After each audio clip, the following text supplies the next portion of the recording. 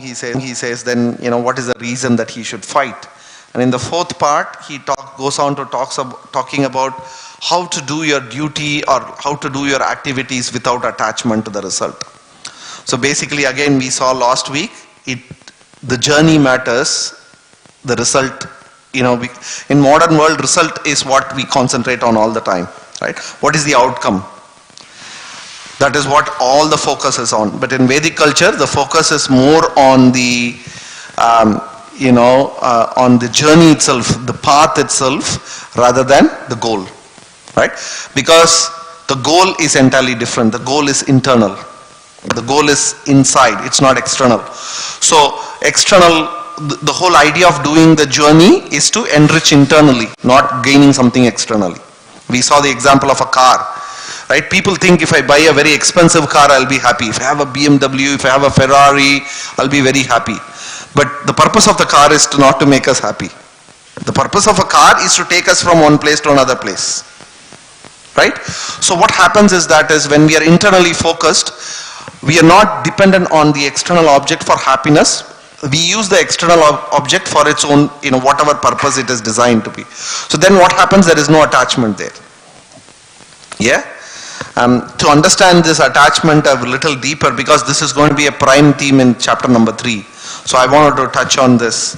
For example, people ask me what is attachment, right? So let's say you buy a new car, a brand new car, right? You've been working for it for many, many years. And then, you're driving it on the street. First time you have sat on it, you have bought a very expensive car, $1 million car, and then you're driving on the street, okay? Somebody comes and bangs into the car. Some idiot drives like a crazy fellow and comes and bangs into the car. Nothing happens to you. He just bangs on the, let's say, on the backside. How would you feel? Terrible. Yeah? You'd feel so terrible, right? If you think about it, nothing happened to you, isn't it? Yeah, you are, like, let's say you are completely safe, nothing happened to you. But, or somebody scratches the car. Yeah, when somebody scratches this car, we see as if somebody has put a cut on us. Why? Because we have identified ourselves with the car. We are so attached to the car. Whatever happens to the car, we think it is happening to us. Yeah, and that is what attachment is basically. So we are so attached to something, we think, oh my God, my car, this guy banged it, we take it so much importance to this. I'm not saying, we should allow other people to bang our car, but I'm just explaining the process of the attachment, yeah. So what happens is we are so attached to it, we feel the pain, even though it didn't physically happen to us. Yeah, so the same thing happens to our inner self. We have identified ourselves with so many things. I am a father, I am a mother, I am a software engineer, I am this, I am that. Our identification has caused such a sharp attachment that when something happens, in the office, I've seen this, 2008, when the whole financial meltdown happened. Unfortunately, I was in the US. One day, they fired my boss, his boss and her boss. So 3 levels. Suddenly, I'm sitting in the office. My boss, who is a manager, her director, and the vice president. All 3 were let go in one day. And I didn't know who I'm going to report to. The way, and then my boss started breaking down and crying. He said, I have not even saved a penny in my life. What am I going to do?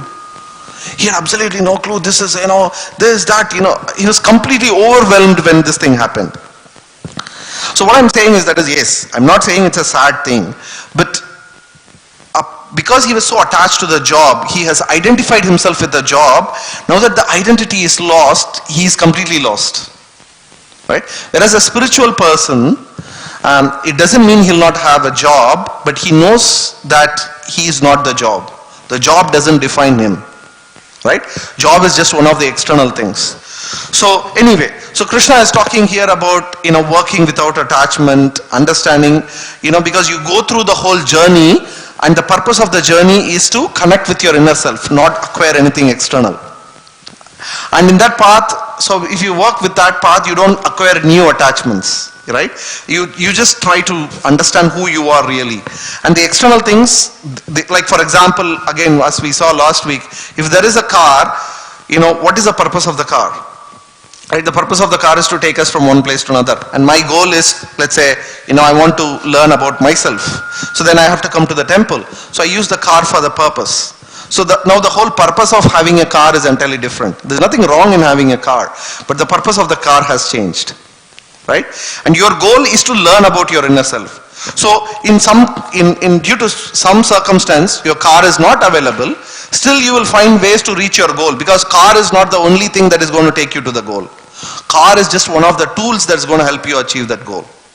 So if the car is not available for some purpose, you will not be drowned by it. You will not be overwhelmed by it. Right? So that is what is working without attachment. So then Krishna is explaining all these things, and then Arjuna he goes on to say, okay, you're talking about all these things. How do I know somebody who is really realized his self? Yeah, because again, as I said in the previous, the whole dynamics of the relationship changed. Instead of being two friends, it became a teacher and a disciple, right? So if I have to become a disciple and I have to go to a teacher and accept whatever he says, then I need to know that he himself knows what he is teaching. Right? So then Arjuna is asking, how do I know somebody who is realized? Because only if I'm a physics professor, it means I should have done a degree in physics and I should have learned physics. Right? I should have done the experiments and I would have seen how things work, and then I can explain to others. So Arjuna is asking this question. Now he is asking, what are the characteristics? How does he walk? How does he sit? Not that, self-realized person is going to sit in a particular style or anything. It is just that his way of asking, how does he behave? How do I identify a person? So that is where we finished last week. So that's what we are going to continue. So that in the last section, Krishna talks about a person who is in touch with his inner self, who has realized his inner self. Yeah. So then he talks about the characteristics of a person. The first thing he says is, he is not affected by anything. He doesn't have external attachments, right? He's not affected by external things. He's steady, he's equipoised. He's not disturbed by material things. External things doesn't affect him, because whatever he needs, he can acquire it internally. He doesn't have to depend on anything. If it is there, well and good. If it is not there, well and good. Okay? So then that's the most important thing Krishna explains in the end of second chapter, that he is equipoised. He is, he sees everything in equal. You gold and copper, or gold and iron, he sees equally. Again, just because he sees equally doesn't mean you only use it in the same way. Right? In the sense, everything is defined by purpose for him. Everything is defined by the purpose, right? Which is, understanding the inner self. So then Krishna goes on to explain how do you achieve this state, right? The other thing is, because it's not so easy to, see gold and copper. I can give you 100 gold coins and give you 100 copper coins. Obviously, we are going to see that difference. It's not so easy. And then to see a friend and an enemy same is not so easy. It's not going to be a very easy thing. So then Krishna says, the easiest way is to move your desires and attachment to a higher platform. Right? That would make you connect with yourself easily. That's what we talk about in Bhakti Yoga. Right? Bhakti Yoga is, Prabhupada always says this, it's not a platform without desires. It is just a yoga where you channel your desires in a proper way. Yeah. So then Krishna goes on to explain how, because he does everything for the Lord, everything for the purpose of the Lord, he's doing it like, again, to give an example, it's a mother and a children, right? The mother cooks. Her primary purpose, she cooks, is what the kid wants. Not like, I like Karela, I don't do Karela, like, bitter melon. Rather, I would do pasta if that's what my son wants. So, I'm cooking, I'm going to eat the pasta, but the primary purpose is, to feed the kid. So my attachment has come down. I'm not doing it for myself, I'm just doing it for my kid. So similarly, if the desires and the attachments are moved towards spiritual purpose, then the detachment becomes very easy. So Krishna goes on to explain all these characteristics of a devotee. And then as most important thing that he emphasizes again and again is he is not disturbed by anything. Right? If something great happens, he doesn't jump up and down. And if something bad happens, he's not drowned. Oh my God, this happened. Oh, I cannot come out of this. He's not disturbed by it. Krishna gives the example of a ocean, right? Multitude of rivers come and join to the ocean. That's the exact example. Hundreds of rivers come and join the ocean, but the ocean internally it is very calm. Even though so much is coming into it, it always remains calm at the bottom, right? It holds how much ever water comes into it. It's not overwhelmed by it. So similarly, a devotee or one who practices this spiritual life, one who is advanced, one who is in touch with inner self, how much ever external factor comes to him, he is not disturbed by it. Yeah. So now this is basically the last part of the second chapter of Bhagavad Gita.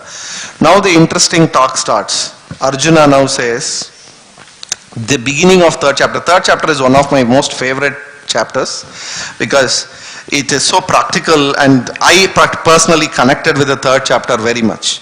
So Arjuna says, oh okay, you're talking about all this knowledge, you're not the body, it's not about the goal, it's all about the journey, all this you're talking about. So if that is the case, then why should anybody do anything?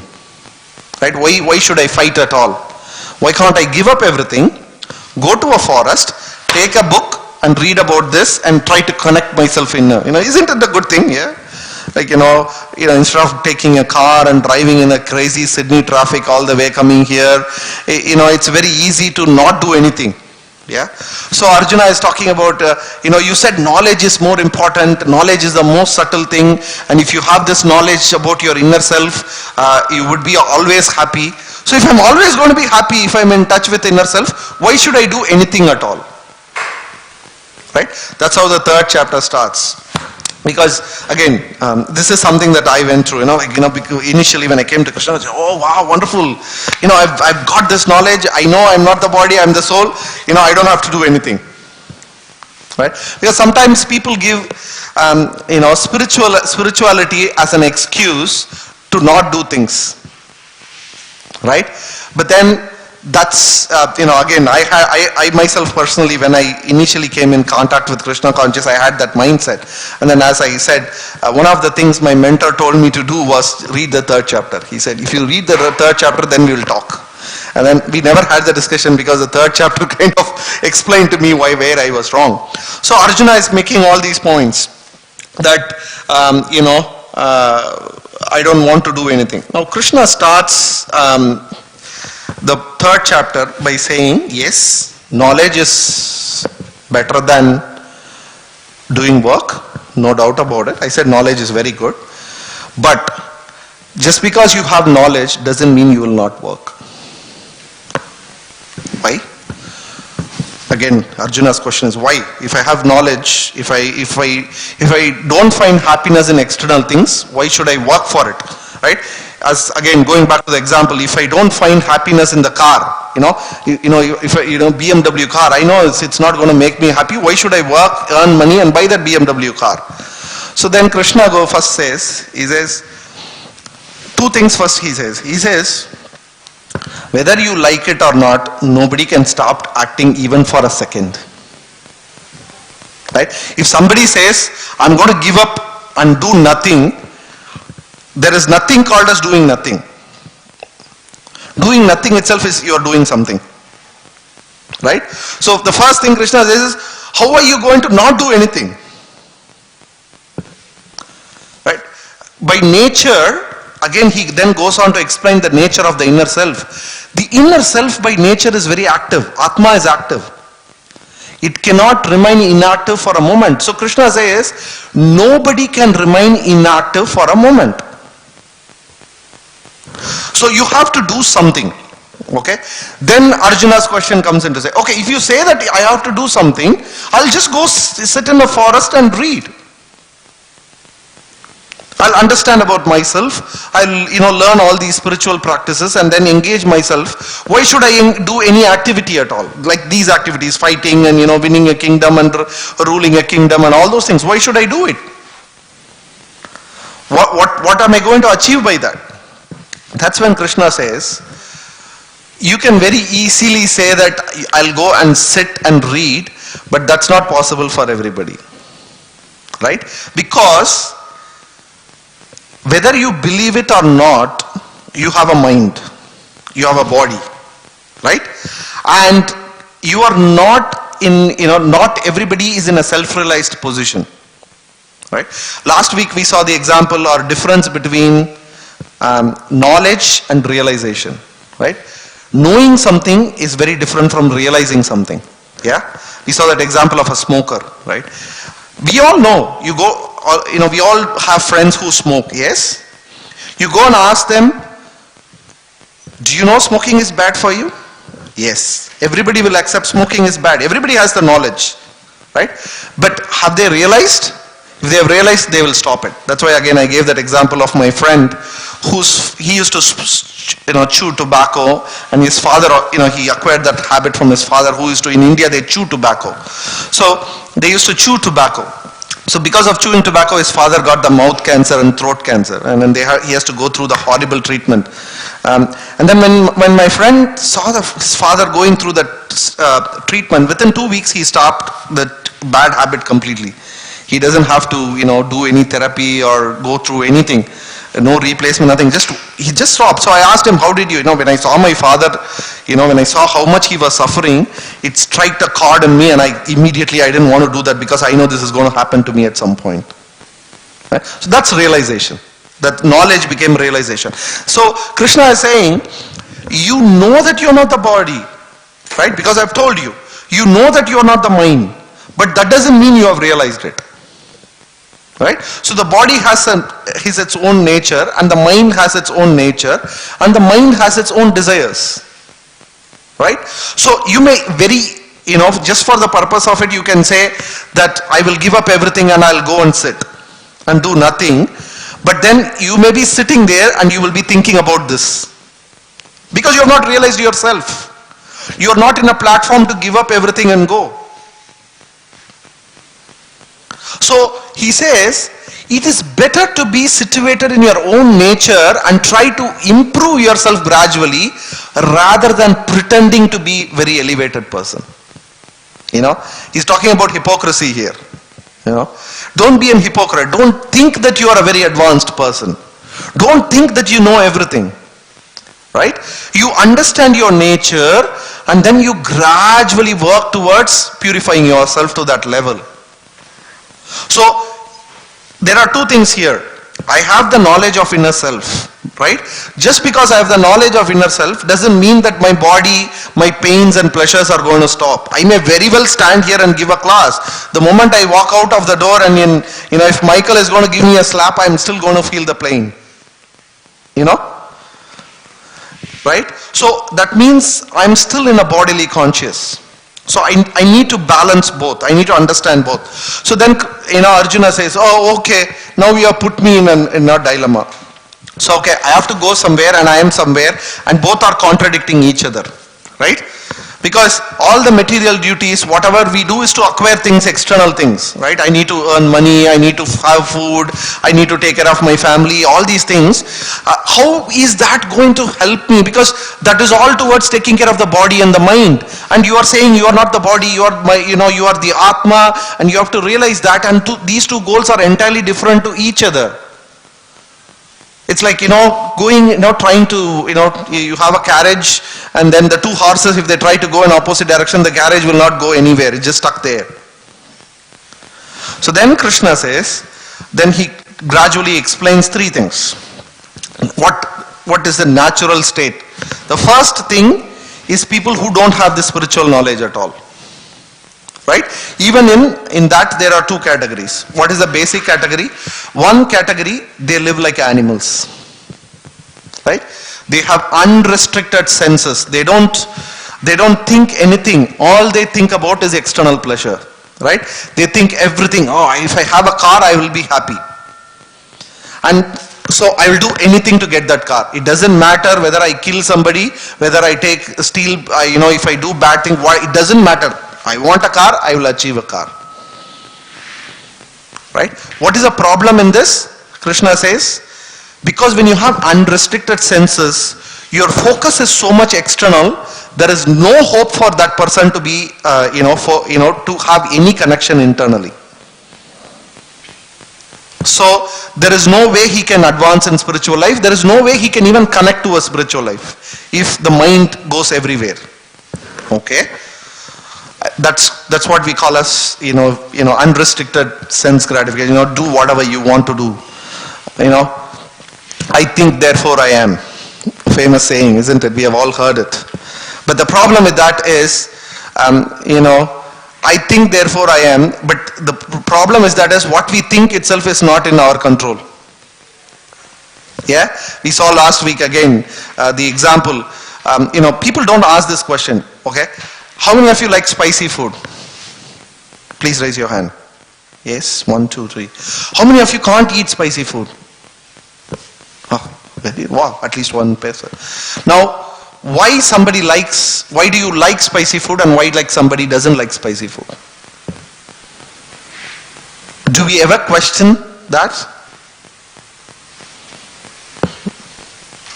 If you think very deeply about this, you would see that many of our likes and dislikes come from our surroundings, from external factors. Right?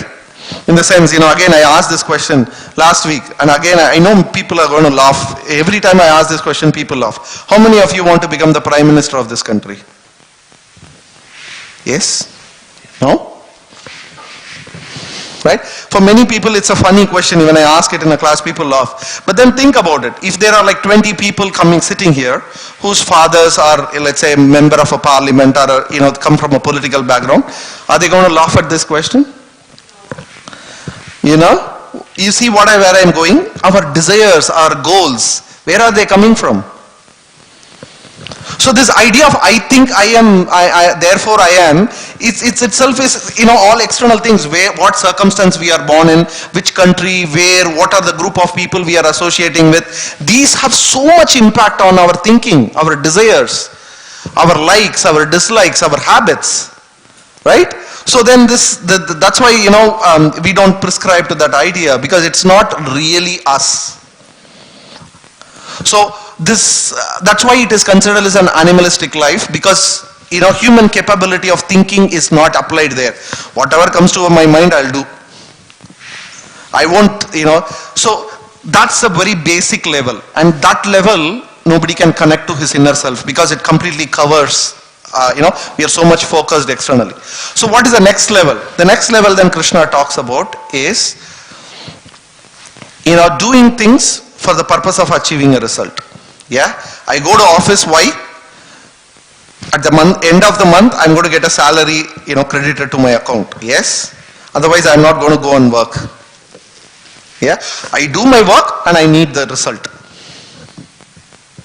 But my work is governed by a set of principles. Right? It's no more animalistic. It's no more come what may, I have to achieve the goal. It doesn't matter what I do to achieve the goal. I still want to achieve the goal, but I will achieve the goal within certain parameters. I will not break these parameters, right? For example, it could be any, I won't break the law, right? I need to go from Hornsby or Waitara to North Sydney, and I will drive the car, but I will not drive, I will not drive in a, I'll stop in a red light. I'll follow all the rules and regulations. Right? So what happens is this is a little bit higher platform, which we call as karma kanda, which is basically you do things, there is nothing spiritual still, right? It's completely material, but just that I have a certain set of discipline and principles which I'll not break. Okay. So now here again, there is nothing spiritual. It's all about, I want to achieve this, but I'll achieve it in a little, within certain parameters. I'll not break, I'll not disturb others, I'll not create trouble for others. Then the next level, Krishna says, this is very important, because this is the level where there is a connection to spirituality comes into play. I still have desires.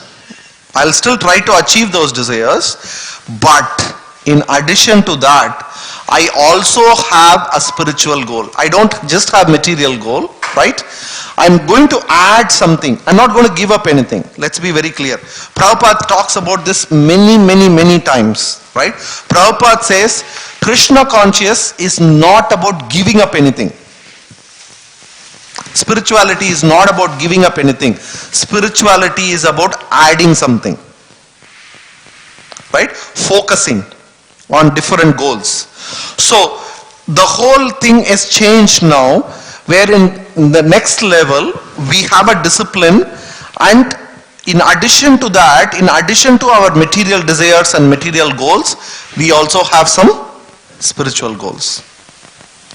Right? So it's like, it's like anything, in life people have many goals. It's not that people are always having one single goal, isn't it?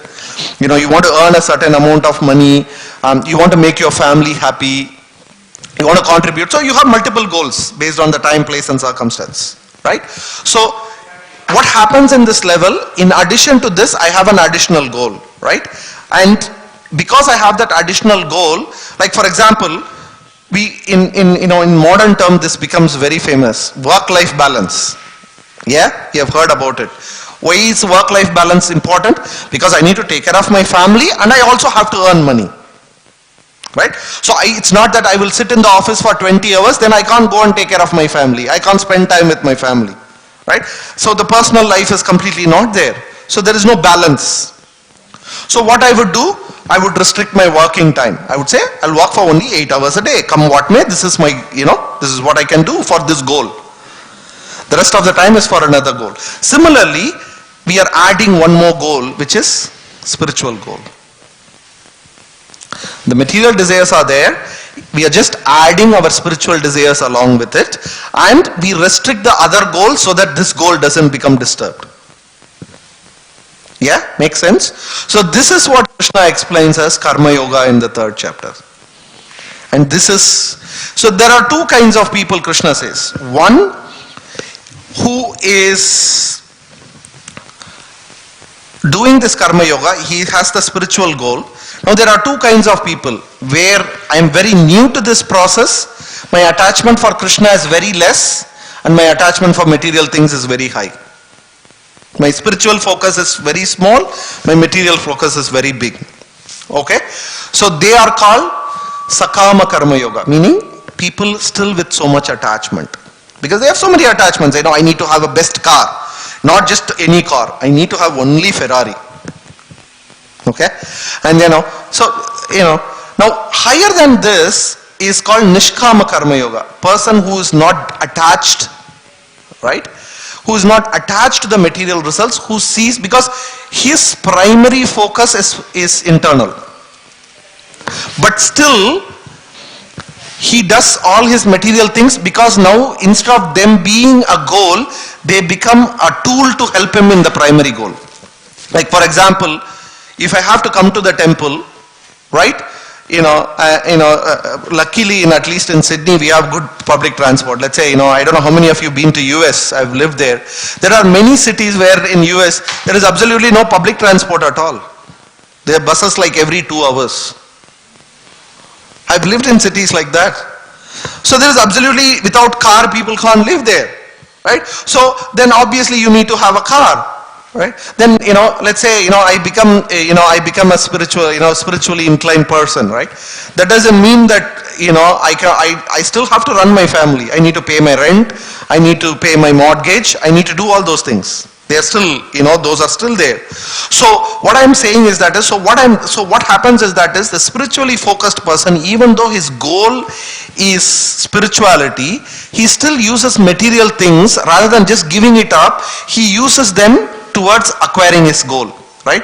Instead of saying I don't need a car at all, he uses the car to come to the temple,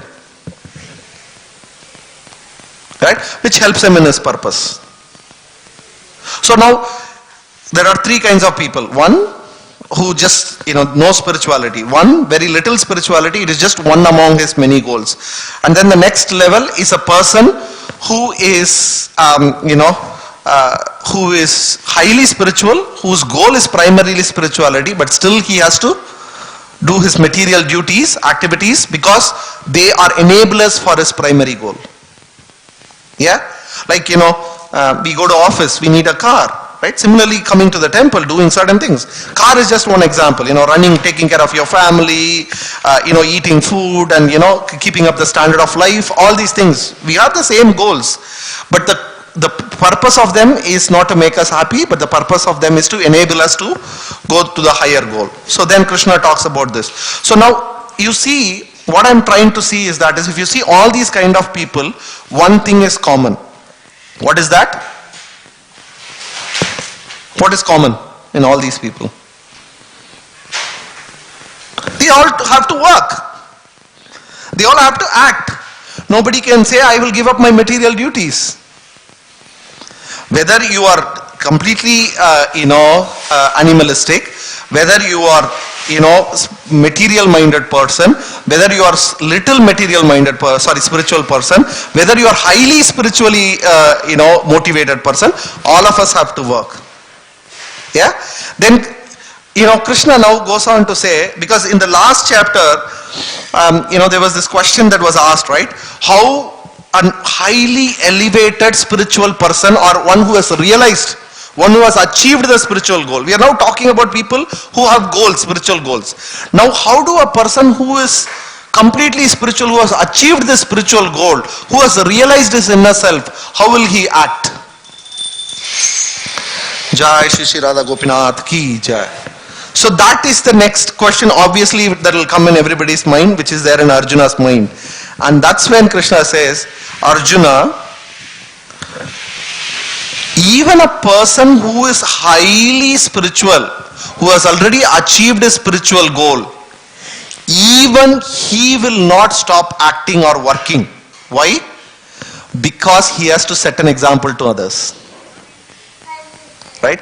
Because the moment if somebody sees, oh, see, he is highly spiritual, he is not doing, why should I do? So that's when Krishna gives the example of Janaka Maharaj. Right? Janaka Maharaj, he was a king. He was a self-realized person. But he was running his kingdom. Running a kingdom is not an easy job. Right? Just running one team in one small company in Kali Yuga, we are all struggling. They used to run country. He has to run a country. And so, Krishna is giving him as an example to Arjuna to see, Janaka Maharaj, he still rules his country. He takes care of his citizens, he takes care of all his things, everything, but he is a self-realized person. So, he goes on to explain that even a self-realized person will not stop acting, because action is always better than inaction. Okay. Who will stop acting? Okay, because this is very important to understand. As I said, I have a very personal connection. Because the devotee, one of the things that I learned from the devotees is there are two types of people in the world. Okay? Carefree and careless. Okay? Carefree and careless. Both of them will look exactly the same. Why?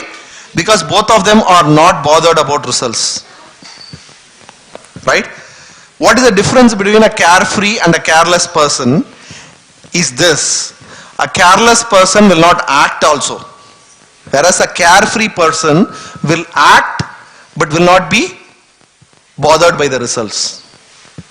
You know what I mean? So that is the difference between a highly spiritual person and a very materially very, lazy guy. Both will look exactly, in terms of attachment to the results, both will look exactly the same. This guy also is not bothered.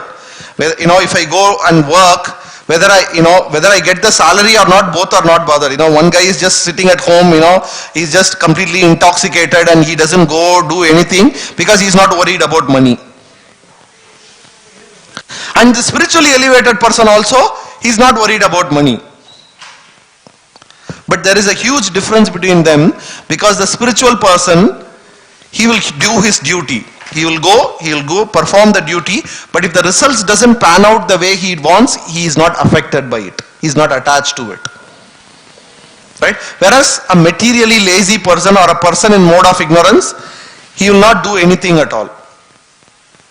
So Krishna explains this to say that Detachment doesn't mean you will not do your activity, the activity that that you are supposed to do. So that famous verse in Karmani Devasya, Krishna says in the third that you should do the duty, but you have no control or you have no ownership on the result. That is the mindset of a spiritually elevated person. Whereas materially people, I will not do anything, right? I don't bother. So both may look externally same. Both of them are not attached to money, but one is careless, the other one is carefree. So doing activity is very, very important. Spiritual person means, Prabhupada says again and again, you have to be active. An inactive person is not a spiritual person. Let's be very clear about it. As Krishna said, inactivity means, it's born out of ignorance and laziness. Inactivity he doesn't do anything. He just goes and sits and then does nothing. He's not spiritually elevated person. That is laziness. Because activity is the nature of the soul, not just the body and the mind. Right? Atma itself by nature is active. It's always engaged in activity. So spiritually, that's why if you see, when you come to the temple, ISKCON is a little different, because the first thing they'll ask is, Prabhu, are you free? This is a very loaded question when you come to ISKCON, Some of you may know. Because the moment you say, oh, okay, yes, I'm free, they'll take you back and make you cut vegetables or clean or do things. Because spiritual life means being active. Prabhupada, in one of the letters he writes, idle mind is a devil's workshop, which is very true. Right? Some or other we should keep ourselves engaged. That's very important. Right? So it doesn't matter whether we are little spiritually attached person or highly spiritually attached person or a self-realized person. It doesn't matter. All three of them, we have to be engaged in some activity. We need to have some duties, some responsibilities, and we need to run with it. Because the responsibility itself shapes us. Why? That is what in the last part of Bhagavad Gita Krishna explains. Why do we need to do activity? What is it? Why do we have to have discipline? Why do we need to have duties? What Krishna explains is the reason generally people can't focus spiritually. Why people can't focus spiritually is basically because Arjuna asked this question, what is the problem? Why can't people normally be spiritual? This is an easy knowledge. You have taught me within 5 minutes, I have understood what you have said. Why can't people be like this? Why can't people take up this spirituality? And then Krishna explains the reason that people can't take up spirituality so seriously or anything seriously in life is basically because of lust. Okay? Lust is basically any strong desire. Right? The desires are the problem. Right? Now, Krishna is not saying we should be desireless. Okay? What he explains as lust are desires which are not good for us. Okay? So what he goes on to explain is when the desires are focused, when the desire is focused on wrong things, that is what we call as lust. Right? Or desires which takes us away from our spiritual goal, which takes us away from our inner realization, focusing internally. Right? They are called lust or kama, and they are the reason.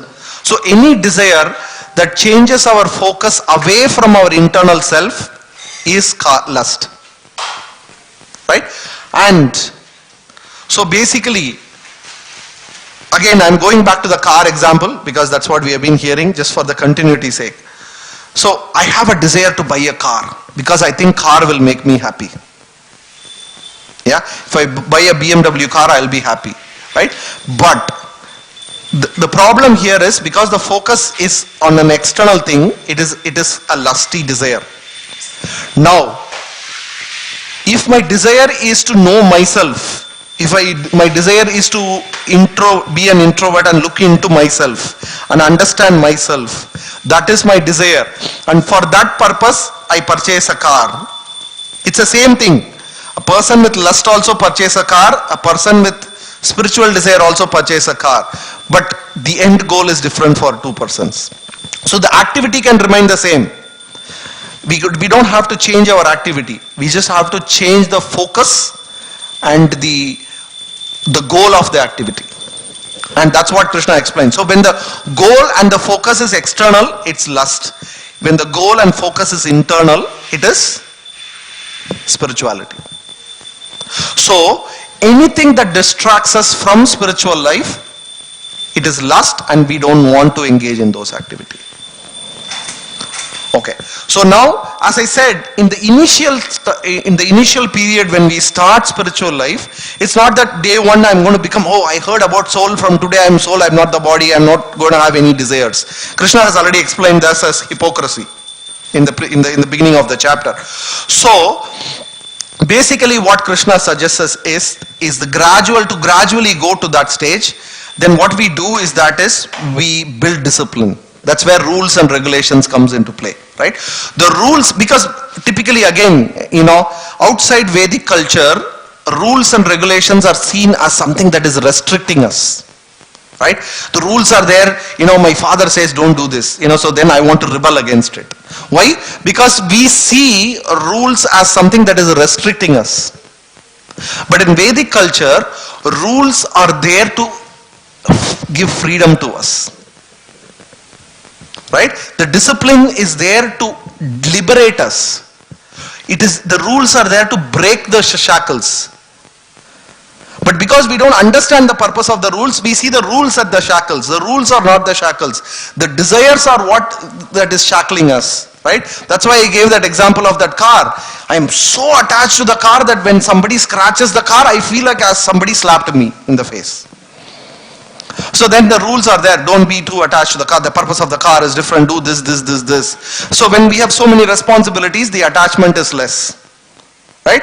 As I said, when the mother is cooking, she does it out of response. She has to cook for the whole family. She's not cooking for herself.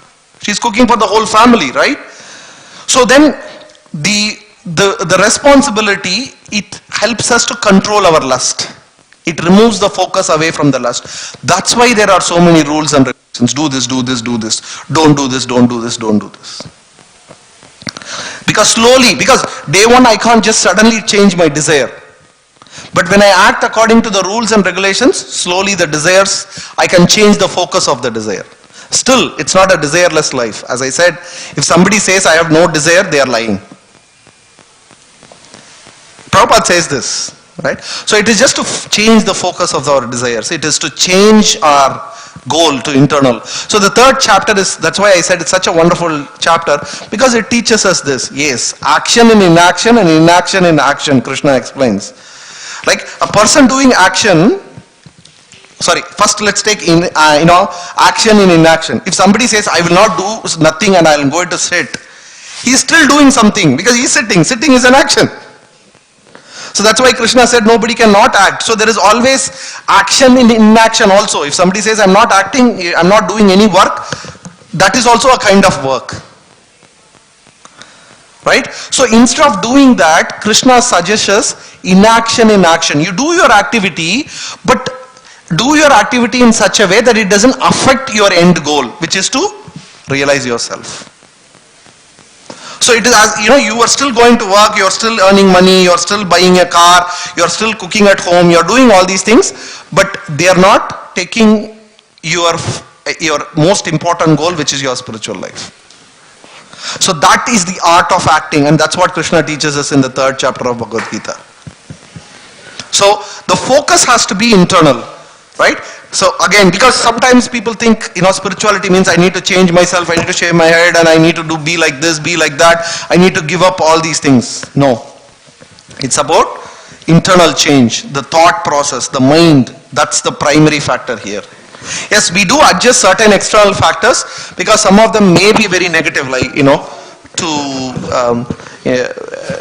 to achieve our final goal, but then that's very minimal. That's very small part. The main part of it is to focus internally. So that is basically the summary of the third chapter. So we have another 5 to 10 minutes. I'll open up for questions. Discussions, comments? Any questions, comments? No, open. You have 10 minutes. Yes, Prabhu. Touch on the action and inaction and inaction and action with an example, please. Yeah. So to give an example, like as I said, okay, let's take the cooking itself, right? I'm cooking, why? Because I need to make food. Why I need food? Because I need to keep the body, right? For the body to survive, I need food. It has nothing to do with Atma. In a very, external sense, it has nothing to do with the Atma. So then what happens is so then I come today to the class and I say, oh, I read about Krishna. I learnt about, that I am not the body, I am the soul. I am not going to cook anymore. Okay? I am not going to cook anymore. I am going to just sit and read the book. Okay? What happens? After 2 hours, I become so hungry that I am not able to control my hunger, then I end up, eating something unhealthy. Right? Because still my mind is not in a stage where, So action in inaction. It tends to end you in a worse action rather than you cooking some healthy food at home and eating, which will keep your mind and body in a better position to concentrate spiritually. What you have done is you have not cooked. After 2 hours you couldn't control the hunger, so you go out and eat some nonsense food and you end up the whole thing is so that is action in inaction. Now the other way is okay, I came today, right? And I know what is the purpose. Right? My purpose, I learned that I'm not the body, I'm the soul. Yeah? But still, this body is, and the mind is what going to help me to achieve the realization. Okay? So I need to take care of the body in the sense, because it's a tool for me to achieve a higher purpose. Right? Not because eating food, makes me happy. The purpose of the food is to make my body and my mind healthy. So I will take food or I'll cook food which is for that purpose and I'll consume that food. So instead of saying I am not the body, I would rather say this body belongs to me and it has a purpose. So I will act and use it in such a way. So I am doing action, I am cooking and I am eating, right? But because I am not doing it to satisfy the body, but to use the body for my purpose. So it is an action, but it is inaction in the sense it is not, covering me more and more in the material sense. Does it make sense? It is opening up me rather than closing me, rather than shackling me, it is freeing me. That's what inaction in action. So it's an art. It's an art. That's what we teach in spirituality. In spirituality is all about that. Whatever we are doing, how do we do? We don't have to change what we are doing. Prabhupada in one lecture he says, if you are a doctor, be a doctor. If you are an engineer, be an engineer. Whatever you are, be what you are. But just add Krishna to yourself.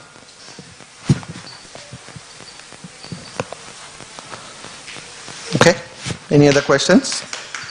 Thank you. So, Srila Prabhupada ki jai. Srila Gurudev ki jai. So if there are no questions, no comments, we'll finish it here. We have another 5 minutes. So I'll ask the Kirtan team to come. They can start the Kirtan. So 7 o'clock there is an Aarti, 7 to 7:30. And hope you all saw there is Prasadam also outside. So after the Aarti, when you go, please take Prasadam.